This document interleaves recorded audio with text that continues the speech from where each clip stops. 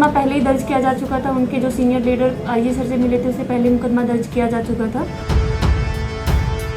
हिसार की ये तस्वीरें तो आपने देखी ही होंगी।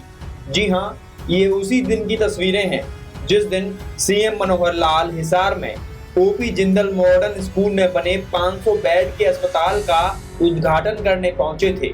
जब किसानों को सीएम के कार्यक्रम की खबर लगी तो अलग अलग मोर्चों से किसान कूच कर गए, जिन्हें रोकने के लिए पुलिस बल ने काफी कोशिश की, जिसकी तस्वीरें आपकी स्क्रीन पर दिखाई दे रही हैं। इस दौरान लाठीचार्ज हुआ, आंसू गैस के गोले छोड़े गए और आखिर में शाम को करीब 85 किसानों को हिरासत में ले लिया गया। इतना ही नहीं, 26 नामजद जबकि 350 प्रदर्शनकारी किसानों पर गैर जमानती धाराओं के तहत केस दर्ज कर लिया गया। इसका खुलासा 3 दिन बाद खुद पुलिस ने किया। जी, जो जिंदल हॉस्पिटल का जो इनॉग्रेशन होना था तो उसके बाद सीएम सर थे वो इनॉग्रेशन करके जा चुके थे। उसके बावजूद किसानों को डीआईजी सर ने काफ़ी ब्रीफ किया, लेकिन उसके बावजूद वो वहाँ पे आए और उन्होंने हॉस्पिटल के अंदर घुसने का प्रयास किया।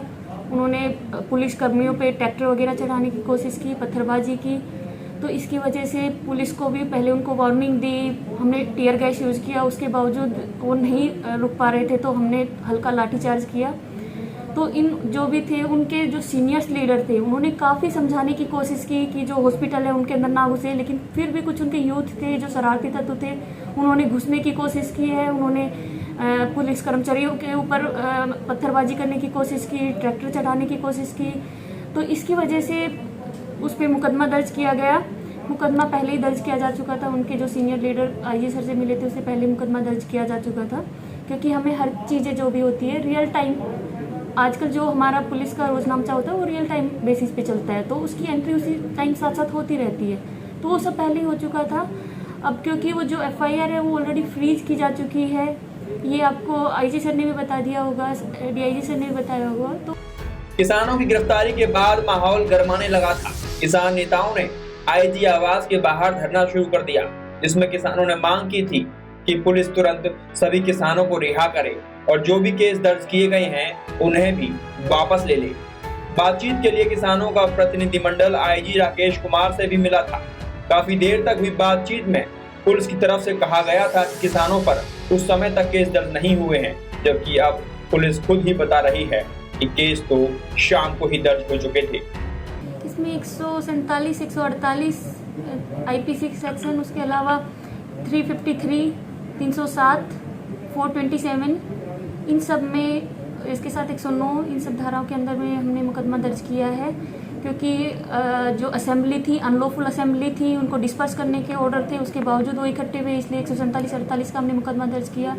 जो उन्होंने ट्रैक्टर है वो सीनियर ऑफिसर्स पे, पुलिस कर्मचारियों पे चढ़ाने की कोशिश की, तो इसलिए उनके ऊपर 307 का मुकदमा दर्ज किया गया है।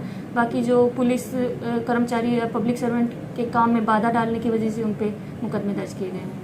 क्या अभी इनकी गिरफ्तारी को लेकर भी कुछ किया जाएगा, जो जिनके खिलाफ मामला दर्ज हुआ? जी, अभी क्योंकि एफआईआर फ्रीज हो रखी है तो उसके ऊपर एक्शन लेना वो जैसे आगे होगा उस हिसाब से डिसाइड किया जाएगा। उस पर अभी मैं कुछ कमेंट नहीं कर सकती। आईजी की बात मानकर किसानों ने धरना खत्म कर दिया था, लेकिन अब कहा जा रहा है कि केस रद्द नहीं हो सकता। इससे किसानों में गुस्सा भरा है। रामायण टोल प्लाजा पर किसानों ने पंचायत कर फैसला कर लिया है कि किसानों पर केस दर्ज होने के खिलाफ 24 मई को हिसार के क्रांतिमान पार्क में प्रदर्शन किया जाएगा। इतना ही नहीं, किसानों पर केस दर्ज होने के बाद हिसार के कई गांवों में लोगों ने लॉकडाउन का बहिष्कार करना भी शुरू कर दिया है। ऐसे में देखना होगा कि पुलिस प्रशासन इस प्रदर्शन का क्या हल ढूंढती है। हिसार से विनोद सैनी, पंजाब केसरी टीवी। हमसे जुड़े रहने के लिए हमारे YouTube चैनल को सब्सक्राइब करें और नई वीडियो की नोटिफिकेशन के लिए बेल आइकॉन को दबाएं। अगर आप ये वीडियो Facebook पर देख रहे हैं तो लाइक जरूर करें और ज्यादा से ज्यादा शेयर करें। धन्यवाद।